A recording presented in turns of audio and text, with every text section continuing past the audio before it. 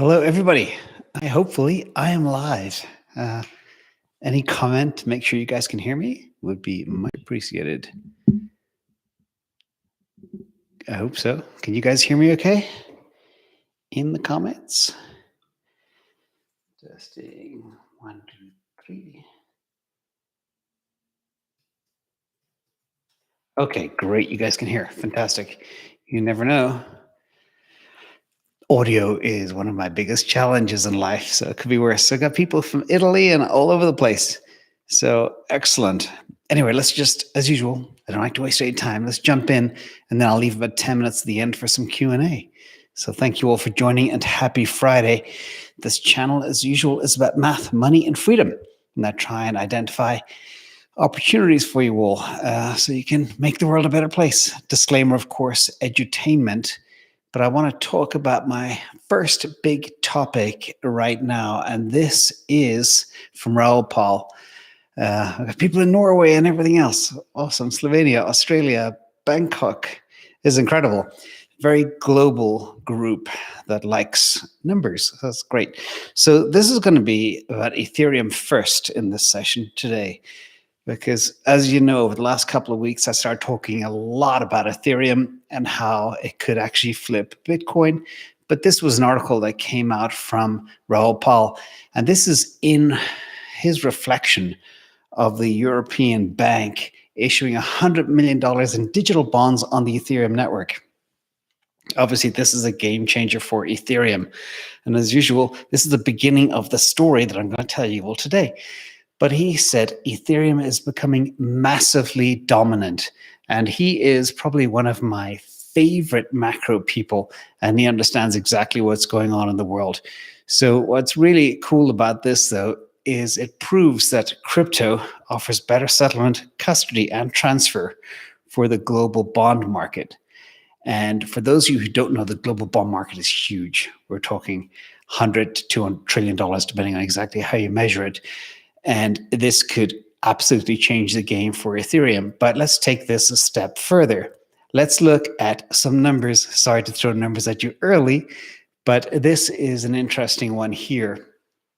If you look at the impact of this big European bond issuance, and you look at the share of global financial services revenue in the world, it is estimated to be about 22,515 trillion dollars. I know there's a lot of numbers and a lot of zeros.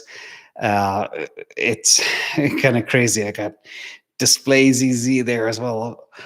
Anyway, that is a huge market. Now, just imagine for a second that Ethereum currently has, after this bond issuance, I reckon at least 0.05% of all financial services, including all of the staking and DeFi stuff that's actually happening right now.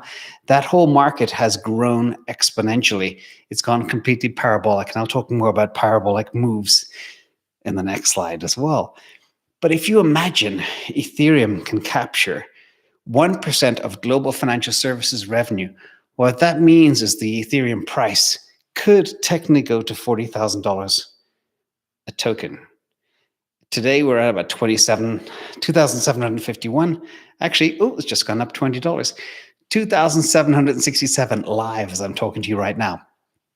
Now, this model takes into account all of the different shares of financial services that Ethereum blockchain could actually handle. So if we go to 0.1% of the financial services world, that's $4,000 a token. If we go to half of 1%, that's $20,000 a token. If we go to 10%, that's $400,000 a token. And that's why there are people like the Winklevoss twins and Raoul Pal believe 20,000, 40,000 is very believable.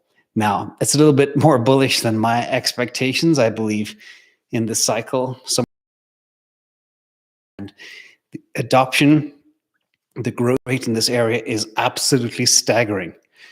So let's also talk about an analyst that came out today. His name is Capo, El Capo, very cool guy. And he says, Ethereum redefined parabolic in breakout against Bitcoin. So we've seen some huge parabolic moves in the past with Bitcoin. But what Capo believes is what Ethereum is about to do will put those parabolic moves to shame. And he also believes the ratio of ETH to Bitcoin will go from 0.05, where it is today, to about 0.1. So to put that in perspective for you all, if Bitcoin goes to 100 grand, $100,000, which is very possible, and the ratio is 0.1 ETH, that means ETH is easily $10,000 in the cycle. So just want to share that with you all. It could be big and very, very feasible. So more really, really good news for Ethereum. So let's go a little bit further and let's talk about the bull run end date. Now, yesterday's video, it was seen by many of you because it has, I think, 35,000 views in about 20 hours. So thank you all for all the support. But everybody's, the next question that came in was, are we in a super cycle? Are we at the market top? And after yesterday's video, I get 100 questions today. So when is the bull run end date? When is it going to end? Now, I have my theories, but I'm not going to share them because I don't want to make people nervous. But this came out today from on-chain analyst Willy Woo, who is probably, you got Raoul Pal being my favorite macro guy, you got Willy Woo being my favorite technical on-chain analyst for crypto. He believes the bull market could begin to fade in December or in the 2 subsequent months, i.e. January, February 2022. So he believes we have a lot more runway. And again, the downdraft will not be anything like we've seen in the past. He also said the range of this bull market top would be $300,000 to $400,000. So, and in summary as well, he said the next 6 months will be very telling and he'll get a much better estimate of exactly what's going on by September, October timeframe. So that is some more extremely bullish news there for everybody around Bitcoin. Now, this chart I loved because it helps people frame, because when they see the run that Bitcoin has made so far, even if you look at since October timeframe, it's gone up 5 or 6x depending on how you measure it. In fact, Bitcoin just went up $780 just in the last hour or so. So it's on the move too. But the big takeaways from this chart are the yearly candles of Bitcoin, starting in 2011 all the way to today, 2021. It has the open price, the high, low, and close price.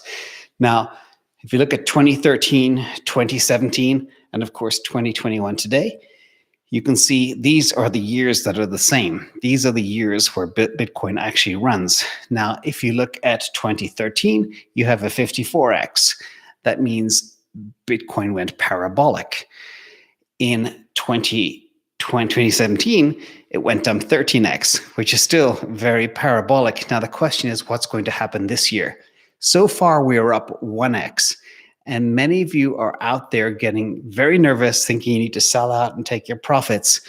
But I'm trying to give you analysis here that'll hopefully make people calm that we are nowhere near the end of this bull run. And hopefully this chart is pretty clear. So a lot of people think, we could be 6 to 8 to 10x this cycle. And we all know what that means. Again, somewhere between 200 and 400,000, and a lot of people are talking about a lot more as well. So we'll see. Again, this time it's very different because of the institutional money, the governments, the sovereigns, the adoption, the high net worth individuals, money center banks, ETFs. I mean, the litany of money, the tsunami of money, as I call it, that's coming in is unprecedented and like never before. So theoretically, the multiples could even be higher. Anyway, just want to share that with you all. Now, the other thing that I get a lot of questions on is how I manage. You guys all know I trade futures, I trade options and derivatives, and I get a lot of questions regarding micro futures. So these things are launching on the 5th of May, which is soon. And I'm very excited because the other CME futures on Bitcoin, typically you had to, buy the same value of about 5 Bitcoin. That means you need to put about $250,000 on the table and have at least another $120,000 in margin available. So all in, you need about $370,000 to play. But they're coming out with micro futures, and these MBTs or 1/50th the size. So the old one was 55 Bitcoin. The new one is 1/10 of a Bitcoin, or 1/50th of what it was in the past. So you can do a lot with a lot less. So instead of needing manage your risk carefully. Now, I'll be doing an updated video on exactly how to do this, but there's a few other nuances to these micro futures. They will have the nearest 6 months and the 2 December contracts available. So say, for example, we're looking at today, we will, on May 5th, we'll be able to trade futures for December 2021 and December 2022, which would be very helpful. And again, I'm going to teach you all exactly what that means, how to use them, and show those in Patreon as well how I actually play them. So this will be very, very important, and very important for me to manage risk, because I don't think it's a good idea to sell Bitcoin for tax reasons and other reasons, but it's good to borrow money against it and manage the risk of it using these types of futures. So stay tuned for that. It'll be very exciting.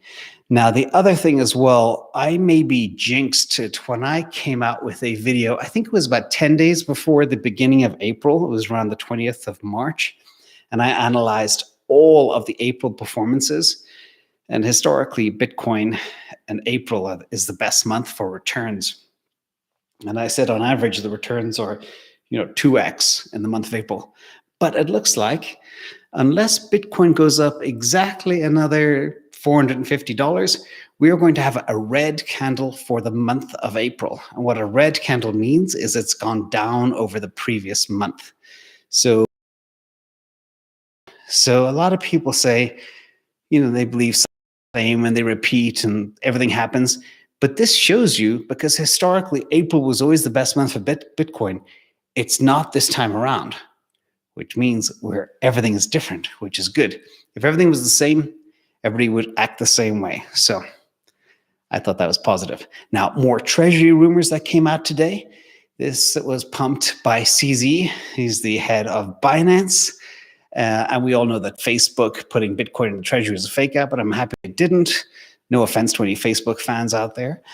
But when you look at this company, Alibaba, which is a bigger version of Baidu in China, there is rumored floating around that they just purchased $20 billion worth of Bitcoins.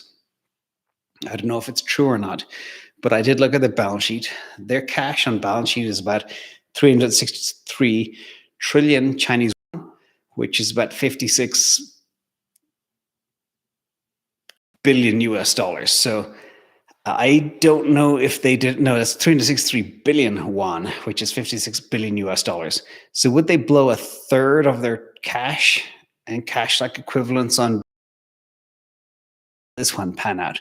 Well, this article I found really interesting, and no offense to the gold bugs out there, but Barrick Gold, one of the biggest gold miners on earth, basically was trying to fight back from the sailor debate that happened a few days ago. And he said, the CEO said, Bitcoin is no match for gold, and advise everybody to buy a bucket of gold as quickly as possible. But what really upsets me is these guys, they return all their capital to shareholders. They don't have any gold on their balance sheet. They mine it and sell it for fiat as quickly as possible. And they make about 50% margin on the gold that they mine, and they dump it as quickly as possible. So if it is such a good hedge, why are they trading in their precious asset gold for cash, which is debasing? Who knows? Maybe they're even buying Bitcoin on the side secretly, like JP Morgan.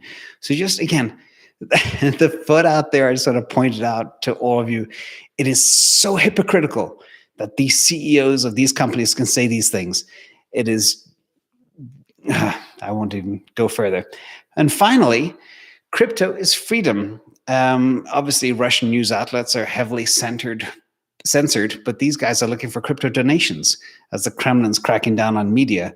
They're not looking for ruble donations to the Russian media outlet. Let me know. Oh, there is one more crypto money. Andreessen Horowitz, the VC firm in Sand Hill Road, California, are setting up another cryptocurrency fund worth about $1 billion. Remember, this is the second one. The first one actually funded companies like Coinbase. So they made a ton of money on Coinbase, and they're going to try to do it again. And again, more money going into the ecosystem to help develop a whole bunch more stuff. So hope you guys like the content. I'm going to now open things up for some Q&A with you all. So I'm going to go to the questions, pop them out, and see exactly what's going on. So bear with me 1 second. I hope everybody's doing well. I wonder, is it happy hour somewhere? I don't even know. Let me see. Let me scroll back up the list. There's tons and tons and tons of comments. There's one from Don Napodan, but I don't understand. Looks like it's in Thai. Display is, your biggest problem will be to exit too early in this market. Could be. Hello, Toombs. How are you? Got Data Trust Ireland from Ireland. Oh, the Europeans are up late. Good. Let me see. No questions from you all today. Excellent. Bora Bora net speed very low. Whoops. Yeah, that can happen. Did he cover SafeMoon yet? Yeah, anybody involved in SafeMoon, you're just going to lose your shirt. And yes, Hiob 51, vegan, yes, I am. CBDCs, yeah, they are a nightmare. And they're going to really promote Bitcoin, because who wants their money censored and controlled and potentially confiscated very easily? Thoughts on Voyager? I have Voyager, and it's a crappy app, and it's very slow for them to, to get your account funded. But it's okay. I think it has a bright future. Again, there's too few exchanges for too much demand. Price action today. Gregory Hill, I think MicroStrategy price action was kind of mixed. And what always happens, this is going to be a big weekend, I think, for Bitcoin. So I see it jumping up a lot, which will be great. So obviously, MicroStrategy should probably spike up in the morning. Thoughts on Coinbase staking, ETH 6%. I don't believe in staking just yet. I'd rather have the freedom to do what I want with my crypto and have the flexibility. I did cover Solana for the first time. Yes, it is very legit, especially the combination of Solana with Ethereum. I think it's very positive. I don't own any yet, but I'm thinking of getting a little bit just to have it. And the more I'm actually going into detailed due diligence on Solana right now, and that'll be an upcoming video as well. Thoughts and chills? I don't have any thoughts and chills. Cardano, there was a very funny remark made by, I think it's James Wang. He's a former analyst from ARK Invest. And there was like a Twitter spat between him and Charles Hoskinson, where he said there are way better values than Cardano out there in the marketplace. I have a little bit of Cardano. That's my Ethereum hedge. So Tesla had a big move today. It was up 50 to 70 points at one stage. I think the bottom could have been yesterday. They obviously dealt with all the FUD, and the money's moving back in. So I have no thoughts on BitSwan. MicroStrategy financials, they are horrible, but you don't buy MicroStrategy for their financials. You buy it for their Bitcoin holding. That's always been my policy.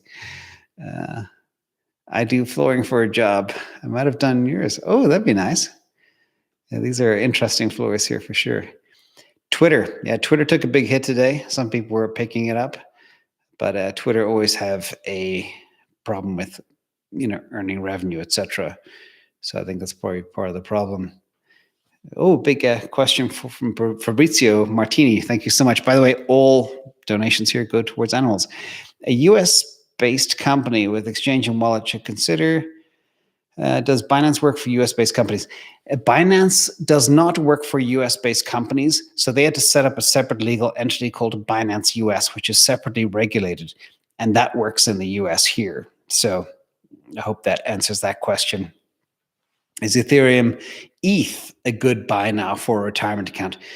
I think so. So, what sometimes disappoints me is, 5 or 7 days ago, you could have bought ETH for $2,000 a coin, and now it's $2,800.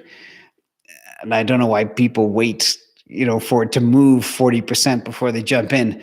But yes, because I do believe ETH is an $8,000 to $9,000 asset, not investment advice, of course, but over the coming year, or maybe a little bit more for sure. Hello, James. Could a Bitcoin ETF undermine or control Bitcoin price like every? No, I think it'll stabilize it. Because ETFs are very heavily regulated, they can't actually construe manipulation. But manipulation is already happening with whales. So again, the more money that comes in, the more futures that come in, the more stability with treasuries, the more stable the Bitcoin price will become. So the bigger it gets, the more stable the asset becomes. So as we hit 2 trillion, then go to 5 trillion, then go to 10 trillion, it'll start to flatline and become very dull and boring. So what is a good strategy for a bear market? Use the CME Micro Futures to protect yourself. Bruce Lawrence, thank you so much. I got Matic at 30, Silter at 90, and Pearl and BNB. No, I don't think so. BNB, I have some BNB too. I like it, and BNB had a big move today as well. It went up. At one stage, it was up quite a bit, up north of $600. So I think that's a safe bet, Bruce. Again, what I do recommend, people that have made some money in some of the altcoins, the lesser known names, it's good to take some profits off the table and stick it in Binance. Now, if you still want to keep your finger in the altcoin market, imagine you bought something for 30 cents, it went to $1. Take your 70 cents off your profit and stick it in something safe and let your 30 cents ride. So that's a good way. That way you can play both sides. But I think doing what you did, Bruce, is very smart, and I like BNB. Timmy Rich, I'm a college student. Money is kind of tight, but I wish to invest in Bitcoin. How much Bitcoin should I get at the least? And how high can Bitcoin go to? So I think the more and more I study it, Timmy, I think Bitcoin could easily be worth $1 million in 10 years. But you've got to understand $1 million in 10 years in future purchasing power is only worth about 540,000. So I think it's extremely feasible for Bitcoin to hit that. But remember, that's denominating it in US dollars, which is sometimes a mistake. I think the better way to look at it is value Bitcoin maybe in Ethereum. And that's a much more interesting number. So Gail, you're in. Salut. You're on the big screen. Oh, very nice. Hopefully I've got subtitles on. Okay, Ben Frost, thank you so much. Cats are dogs and how bullish are Chainlink? So yeah, this goes to shelters that take care of puppies and abandoned cats and all sorts. I am bullish in Chainlink. It is the leading oracle. It's the best in the game. They've got complete market domination, but it's not a game-changing coin. It's like a pipe in the ecosystem, and I'd rather be part of Ethereum instead of Chainlink, although Chainlink is a key piece. So I do believe Ethereum will outperform Chainlink over time. And that's why I believe people should maybe consider moving away. So hope that answers your question, Ben, so much. Oh my God, it's crazy. Leia Rich, very nice. In the future, when you borrow fiat against your crypto, how will you manage the LTV ratios and not at risk of being liquidated? Okay, very, very good question. And I've done a lot of work and analysis about this. So first of all, what I would recommend, imagine you have $1 million in Bitcoin and you want to pull out $500,000. And the ratio is you can borrow 50%, the 50% ratio of what you can borrow against your collateral. I would wait to make sure we're at the bottom of a market before pulling that out, or ratchet the ratio down to about 30%. Don't take the full 50%. So if there is a big downturn in Bitcoin, you still don't have risk of being liquidated. And you also need other pockets of crypto in other areas, but it would be a real shame for people to be liquidated and maybe lose their key assets. So again, I hope that answers that question too. Cheers to the wine. But I'd be very careful. In fact, I'm doing a upcoming video on the best ways to borrow against your crypto and manage your risk and what to do. But I'm waiting to do that till things stabilize. So, and I saw another question from Chris R. Thank you so much. Will you do an updated video on crypto miners? If you guys wanted, yes. Again, I just want to make it perfectly clear. I believe miners are a very cutthroat business, but I'd much rather hold companies like Galaxy. But there was a great release today, press release between more collaboration between Hut 8 and Galaxy, which gave Hut 8 a little boost in price. I think it fell back down again after it jumped. Let me check. It did. It kind of shot up and then fell flat for the day, which was kind of sad. But again, I think overall it'll ultimately come back over time. So VeChain thoughts. I like VeChain. I don't have any, but I'm going to get some. And is Matic a good hold? I'm not sure, to be honest. I hate not to be able to answer your question properly. I haven't done detailed due diligence, but I've heard a lot of good things about it, and I've heard a lot of people that are looking to mine it too, to some extent. So, any thoughts on decentralized exchanges? Yes, I believe they are the future. That's from Scipio. I absolutely love DeFi, crazy about decentralized exchanges and everything else. And oh, Happy Feet, you are too kind. That's crazy. This is almost too much. So I don't do this for the money. I do this to help people, but that's why all the money goes to the animals. So they're very, very, very grateful. From Powell, I hold ETH and Bitcoin. Thanks for all the tips, and you sound legit. Great content. What predicts for Bitcoin and ETH by the end of 21? Regards from Ireland. So if you've seen any of my videos, yesterday in particular, I did kind of a prediction. I think minimum, my expected value for Bitcoin at the top of the cycle is about $125,000, but it could go a lot higher. I think the downside is very low. I don't see it going below 47K again, but I do think, depending on exactly how much money comes in and the amount, like I think another 9,000 Bitcoin came off the exchanges today. Looking at some charts, the supply is becoming very scant. And some of the big money has yet to get organized to be able to come into the market. And when that happens, things will go crazy.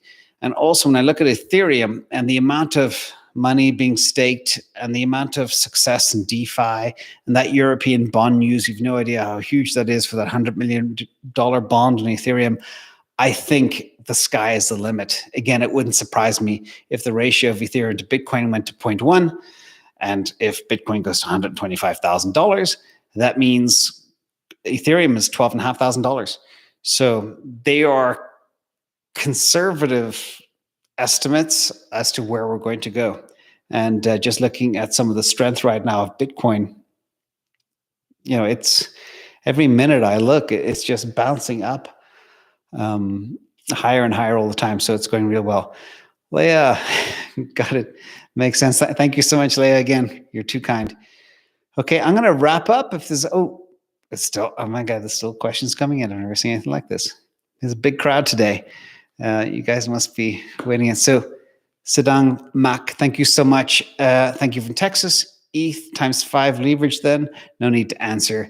Yeah, I believe in options and derivatives, but leverage on crypto can be very, very dangerous. And Cardano is a good one to have. And we'll see where things go. But thank you so much, everybody. You're all too kind. Thoughts about BAT? Scoutak, thank you so much. I don't know anything about BAT. I read a few brief articles on it, but I don't want to give any comment unless I go deep. And to be honest, there's only so many hours in the day, and really deep on the thing. Ethereum, Cardano. I'm looking at VeChain, Engine, Binance, and then I at a lot of equities like MicroStrategy, Tesla, Trade Desk, Teladoc, who did a Teladoc trade the other day, Google, those types of names. So in order for me to stay really deep and really focused, I can't look at a lot of things, but I do have a short list of things I look at, and I will look at basic attention token for you as well next time. Okay, Ian Brandt, this is my last question, then I got to go. Thoughts on SEC compliance against LBRY posting your videos in Odyssey? I